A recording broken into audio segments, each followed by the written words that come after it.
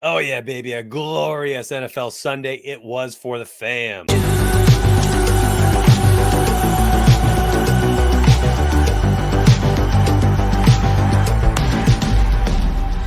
Went 18-4. Two of my four misses were injuries to Anthony Richardson, James Conner. Smacked a 10x. What a freaking day. NBA playoffs. This started on May 1st when I synced everything. Plus 48.73 units. Plus 50.3 units for NFL so far through 5 weeks of NFL action.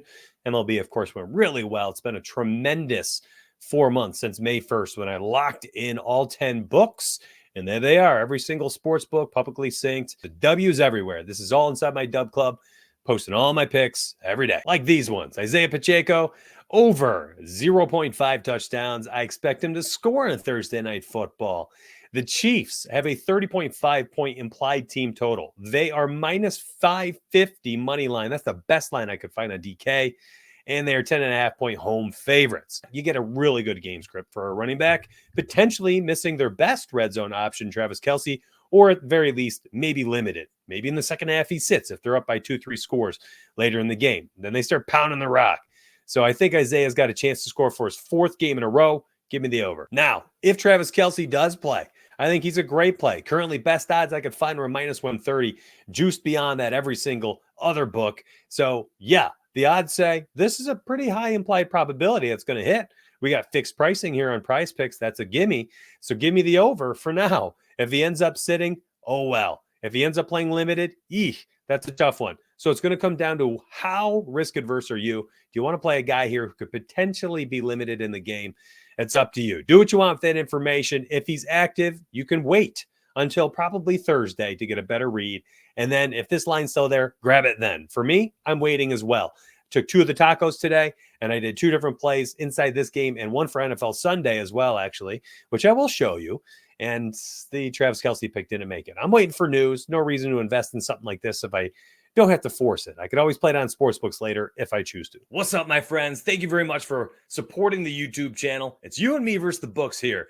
Drop a like, drop a comment, subscribe to the channel. I'll see you on the inside. Let's go. Let's get paid. Yeah, all right. Jerick McKinnon under 9.5 rushing yards. Grab this one on Underdog. Posted this for members earlier. Going to show you something real quick. This was my write-up for Jerick McKinnon. This is what I posted at Dub Club. I'm just going to read it quickly to you. This one flashed to me. The line opened at 8.5. I was hoping it would move, and bang, it did. It moved to 9.5. Jumped on it instantly. Snagged it on DK minus 125. It was on Fliff minus 130. This line's going to bounce back and forth over the next 48 hours. So if it's at 8.5 by the time you watch this video, sorry, but pay attention because I have a feeling it's going to get juiced to the over. It's going to move back to 9.5. People will take it to the under, so on and so forth until the books balance themselves out by Thursday night. So pay attention. If you see it at 9.5, you can grab the under again. The last 10 games dating back to last season is at 7, 4, 6, 25, 134, minus 2, 9, 7, and 7 yards. That's under an 8 of 10. This year, he's been under in all 5 games. 0, minus 2, 9, 7, and 7 rushing yards. Give me the freaking under. He doesn't run that often if they are winning the game. And as minus 550 money line favorites and a 10.5 point spread at home, I don't expect Jerick McKinnon to run the football. So how's this coming to play here? Well, on Underdog Fantasy, I grabbed that line. And I decided, you know what? Let me see if there's anything else that kind of sticks out to me. So I put together this pick 5 for my Dub Club members. It's an entirely gut feels, baby. As this isn't plus EV, the plus EV bros can jump all over me for it. It is what it is. Gut feels sometimes take me to the promised land, man. I didn't go 18-4 on just plus EV this week. And nope, there's a lot of analysis, understanding the game of football and matchups that go into this. And that is why I'm up plus 50.3 units. It's not just one or the other. Plus EV matters. Yes. Data and analysis also matters. Yes. You put the two together and you got both puzzle pieces you need to put together the winning puzzle. What a stupid analogy. I'm grabbing the under 9.5 Jerick McKinnon. Christian McCaffrey, this felt low. I know they're on the road. Bounce back opportunity. He's going to get 20 plus carries, I think, this weekend. Over 75.5 rushing yards. I bet this line is a little bit higher by the time the Sunday lines open up. Cooper Kupp, 86.5. I took the over. The one thing that makes me apprehensive here is he struggled against Arizona over the last 2 years. But listen, the guy's going to get 10, 12, 14 targets. Anytime you get that opportunity, give me the over. And it's the first time in 3 years, while he's been continuously under against Arizona, it's the first time in years he's had another receiver out there garnering some attention from the opposing defenses. And you saw Puka Nacua play very well again in week 5. opposite of Cooper Kupp. They both ran over 95% of the snaps. Nakua ran 100% of the snaps. Cooper ran 95% of the snaps. So maybe some attention gets taken away. Maybe they can't play bracket coverage on him all game. He gets those intermediate routes like crazy. Keeps getting hit for 15, 20-yard gains. Breece Hall over 65.5 rushing yards. Match against Philly, not great. However, listen, he's an all-world, elite upside type play every single time he's healthy. Clearly, they weren't joking around. They said, we're not going to worry about his touches anymore. Go ahead and play him in fantasy football, play him in betting. And we did. So we took over, was it over 69.5 or over 59.5 rushing yards last week?